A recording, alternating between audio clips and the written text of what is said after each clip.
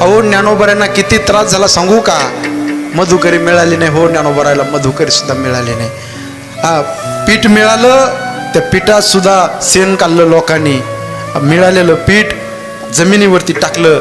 माती आणि पीठ एक रूप हो. आणि माझ्या ज्ञानोबरायला समाजाने त्रास द्यावा. माझ्या ज्ञानोबराय समाधी घेत असताना पुणे जिल्ह्यातले आपेगावचे पैठणचे लोक रडतात. हा महाराष्ट्र रडतो. यात नवल सज्जन हो. जगाचा बाप पंढरपूरचा पांडुरंग परमात्मा ढसढसा रडतोय. रुक्मिणी मातेनं प्रश्न केला, देवा आजपर्यंत कधी रडलं नाही देवा, आज का रडताय?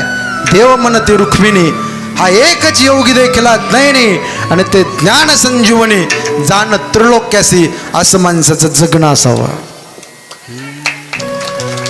22 वर्षाचा युवक ज्या वेळेस समाधी घेतोय, सगळं जग रडतंय. यात नवल नवे जगाचा बाप ढसढसा